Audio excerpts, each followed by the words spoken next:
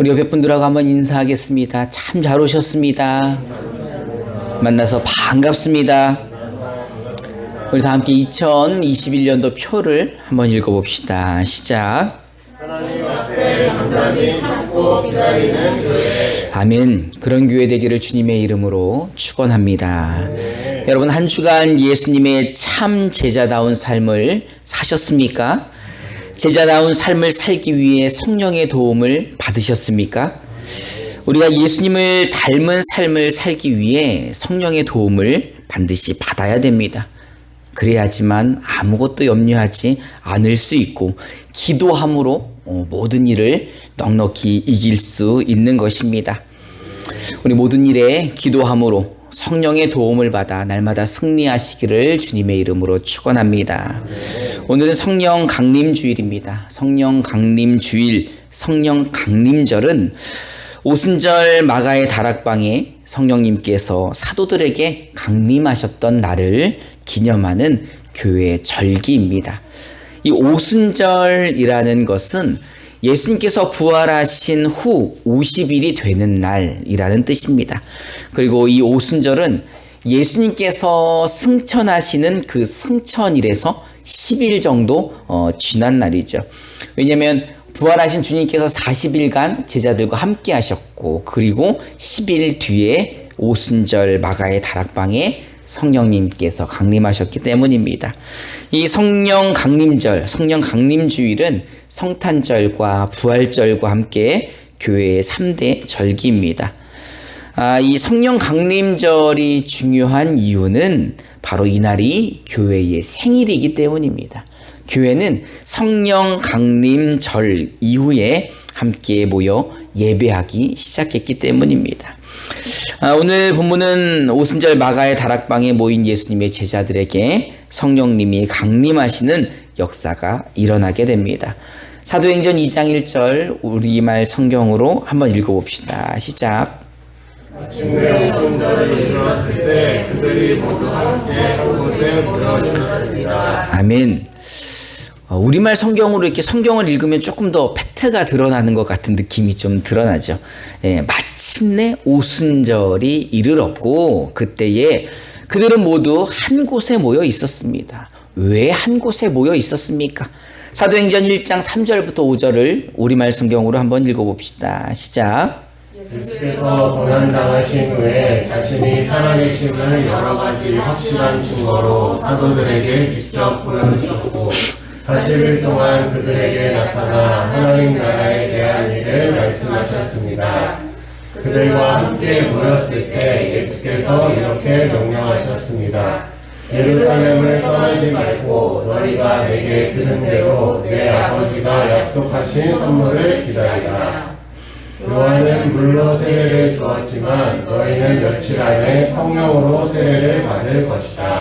아멘. 예수님께서는 십자가에서 고난을 당하신 이후 우리의 죄를 대신하여 죽으셨죠. 그리고 3일 만에 부활하셨습니다.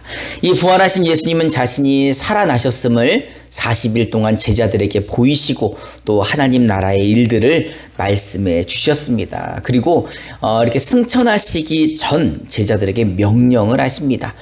예루살렘을 떠나지 말고 하나님께서 약속하신 선물을 기다리라. 여러분들 선물 좋아하십니까? 선물을 싫어하는 사람이 세상에 어디 있습니까? 선물 다 좋아하죠. 그런데 그 하나님이 주시기로 약속하신 선물이라면 반드시 주시겠죠. 사실 뭐 어떤 사람이 약속했는지에 따라서 그 뭐 약속이 기대가 되기도 하고 기대가 안 되기도 하지만 하나님께서 약속하셨다면 반드시 지켜 주실 것이고 반드시 주실 것입니다. 그리고 그 약속은 예수님이 떠나실 때 이루어지는 것입니다. 왜냐하면 예수님이 그렇게 말씀하셨기 때문이죠.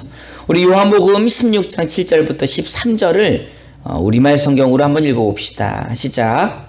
그러나 내가 진실로 진실로 너희에게 말한다. 내가 떠나가는 것이 너희에게 유익하다. 내가 떠나가지 않으면 보혜사가 너희에게 오시지 않을 것이다. 그러나 내가 가면 너희에게 보혜사를 보내주겠다. 보혜사가 오시면 죄에 대해, 의에 대해, 심판에 대해 세상을 책망하실 것이다. 죄에 대해라고 한 것은 사람들이 나를 믿지 않기 때문이요. 의에 대해라고 한 것은 내가 아버지께로 가므로 너희가 다시는 나를 볼 수 없기 때문이요. 심판에 대해라고 한 것은 이 세상의 통치자가 심판을 받았기 때문이다. 아직도 내가 너희에게 할 말이 많지만 지금은 너희가 그 말들을 알아듣지 못한다. 그러나 진리의 성령 그분이 오시면 너희를 모든 진리 가운데로 인도하실 것이다.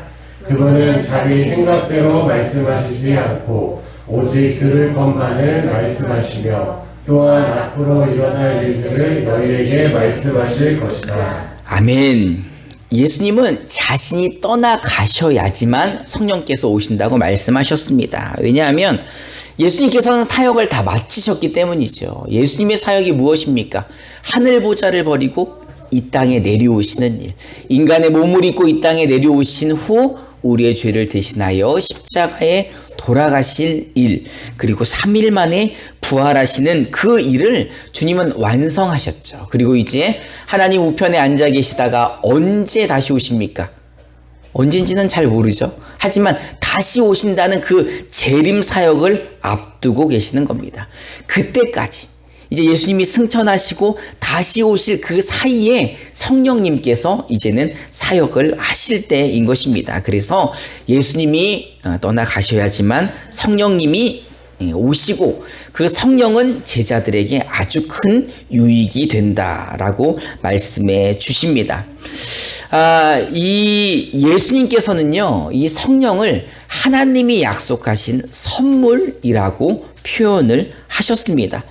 그러니까 얼마나 좋으면, 이 성령이 얼마나 유익하면 우리에게 하나님이 약속한 선물이라고 말씀하셨겠습니까? 그리고 이것을 받기 위해서는 예루살렘을 떠나지 말고 기다리라 라고 말씀하신 것입니다.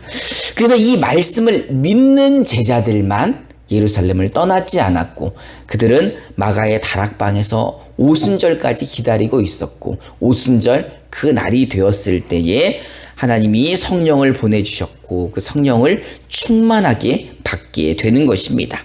사도행전 2장 2절부터 4절을 우리말 성경으로 한번 읽어봅시다. 시작. 그때 하늘로부터 갑자기 급하고 강한 바람 같은 소리가 있었고 그들이 앉아있던 온 집을 가득 채웠습니다. 그리고 마치 불같은 혀들이 갈라지는 것이 그들에게 나타나 그들 각 사람 위에 임했습니다. 그러자 모두 성령으로 충만함을 받고 성령께서 그들에게 말하게 하심을 따라 그들이 다른 방언으로 말하기 시작했습니다. 아멘. 예수님께서 승천하시고 열흘 지나서 오순절이 되었을 때에 한자리에 모여있던 제자들에게 성령이 임하십니다. 성령이 임할 때 보니까 급하고 바람 같은 소리가 온 집에 가득했었고 불같은 혀들이 갈라지는 것이 그들에게 나타나 각 사람 위에 임했다는 것입니다. 그러자 모두 성령을 충만하게 받게 되었다는 거죠. 이 사도행전 2장 1절부터 4절은 아주 신학적으로 논쟁이 많은 구절입니다.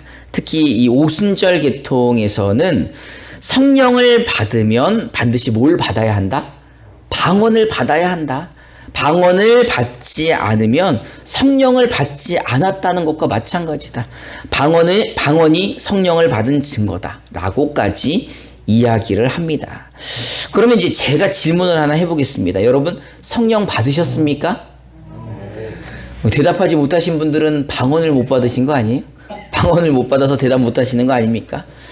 여러분들이 성령을 받으셨을 때 성령이 이 급한 바람과 같은 소리로 막 어마어마하게 울리고 또 막 그 불과 같은 그 불같이 혀들이 갈라지는 것들이 여러분들에게 막 임하고 그러셨습니까? 다 그런 것 같지는 않죠. 이 방언이 여러분 정말 중요합니까? 성경에서는 방언이 얼마나 중요한지 이렇게 이야기를 합니다. 고린도전서 13장 1절부터 3절을 개역 개정으로 한번 읽어봅시다. 시작. 내가 사람의 방언과 천사의 말을 할지라도 사랑이 없으면 소리나는 구리와 울리는 꽹과리가 되고 내가 예언하는 능력이 있어 모든 비밀과 모든 지식을 알고 또 산에 옮길 만한 모든 믿음이 있을지라도 사랑이 없으면 내가 아무것도 아니요. 내가 내게 있는 모든 것으로 부지하고 또 내 몸을 그 사람에게 내줄지라도 사랑이 없으면 내게 아무 유익이 없느니라. 아멘. 성령 받은 사람들이 하는 방언은 사람의 방언입니까? 천사의 말입니까? 사람의 방언이든 천사의 말이든 중요한 것이 아니라 그 안에 무엇이 있어야 한다는 겁니까? 사랑이 있어야 한다는 거죠. 사랑이 없다면 천사의 말을 하든 사람의 방언을 하든 아무것도 아니고 그것은 소리나는 구리와 울리는 꽹과리 같다는 겁니다. 여러분, 소리나는 구리와 울리는 꽹과리는 뭡니까? 소음이라는 거예요. 시끄러운 소음밖에 되지 않는다는 겁니다. 다른 은사들도 마찬가지입니다. 사랑이 없다면 아무것도 아니라는 것입니다. 그렇다면 성령은 누구입니까? 성령은 누구실까요? 우리 요한복음 14장 15절부터 17절을 우리말 성경으로 한번 읽어봅시다. 시작. 너희가 나를 사랑한다면 내 계명을 지킬 것이다. 내가 아버지께 구할 것이니 아버지께서 너희에게 다른 보혜사를 보내셔서 너희와 영원히 함께 있도록 하실 것이다. 그분은 진리의 영이시다. 세상은 그분을 볼 수도 없고 알 수도 없기 때문에 그분을 받아들일 수가 없다. 그러나 너희는 그분을 안다. 그분이 너희와 함께 계시고 또 너희 안에 계실 것이기 때문이다. 아멘.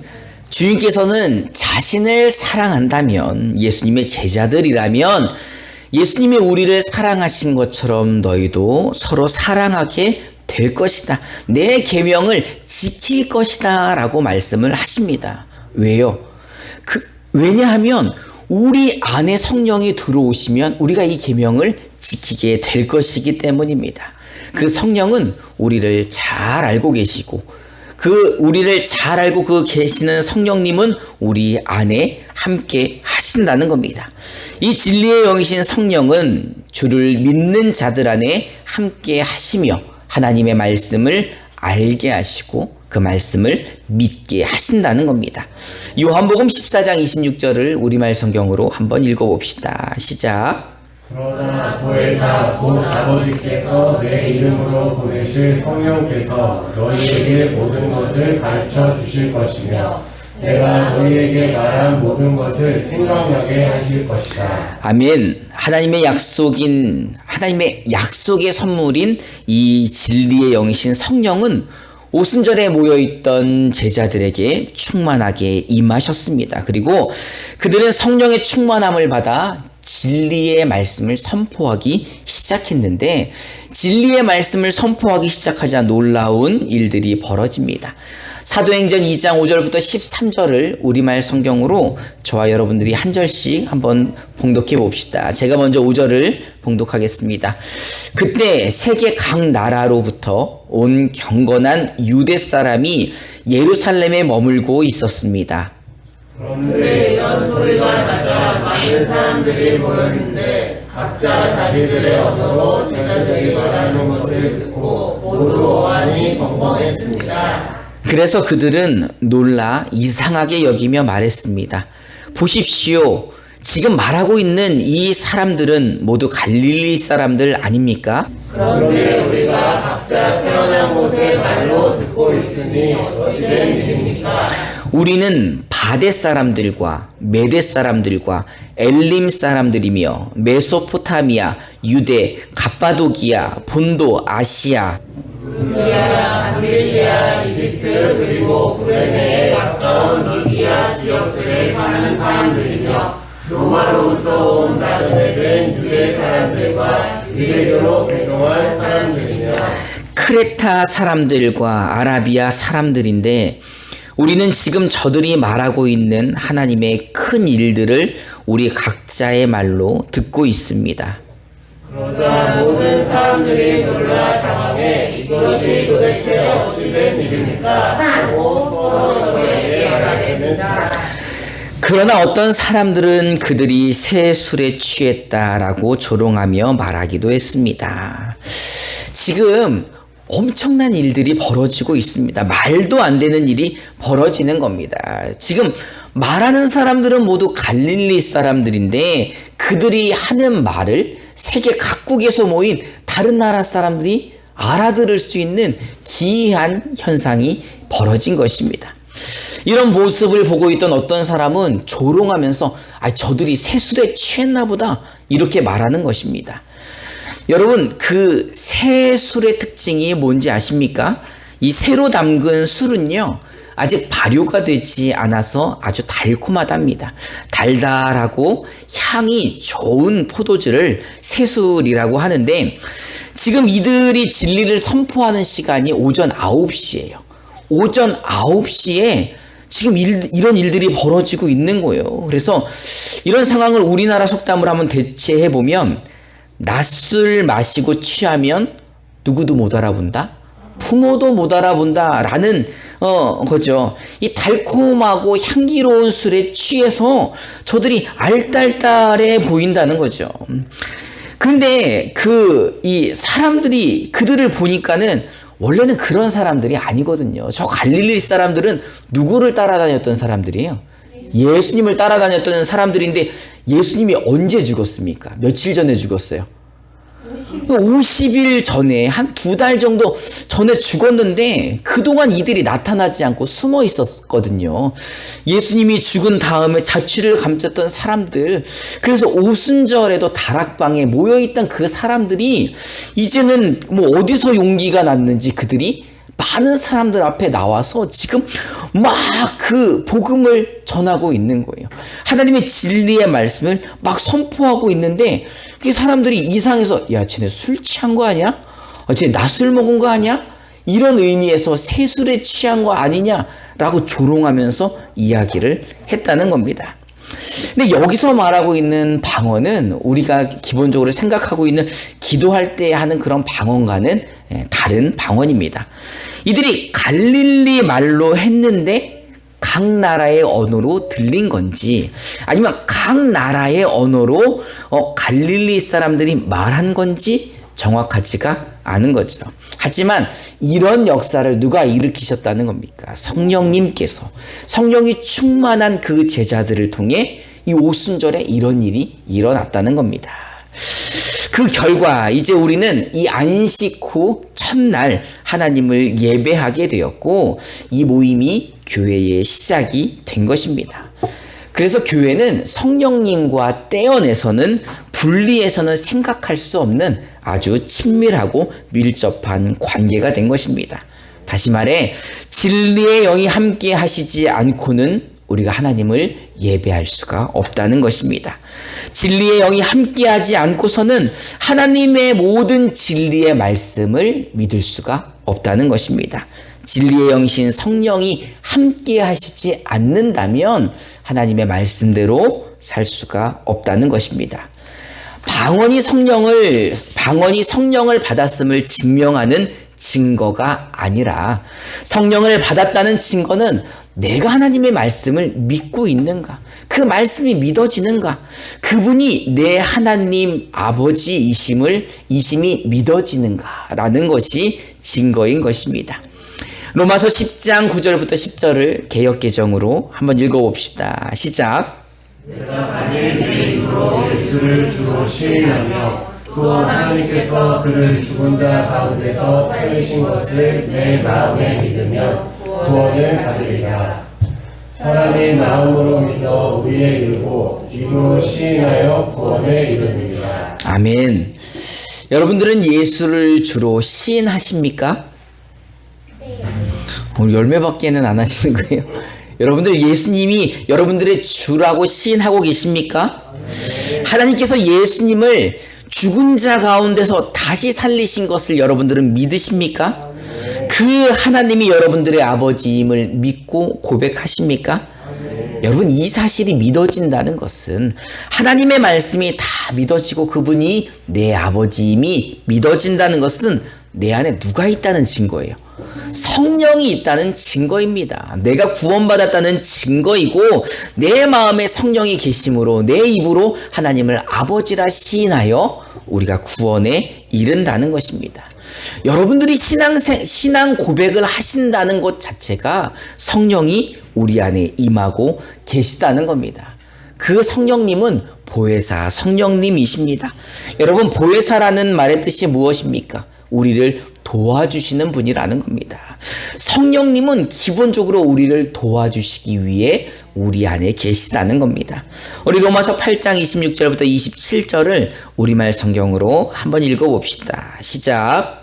성령께서도 우리의 연약함을 도와주십니다. 우리는 마땅히 무엇을 기도해야 할지 알지 못하지만 오직 성령께서 친히 말로 할 수 없는 탄식으로 우리를 위해 간구하십니다. 마음을 살피시는 분께서 성령의 생각이 무엇인지 아십니다.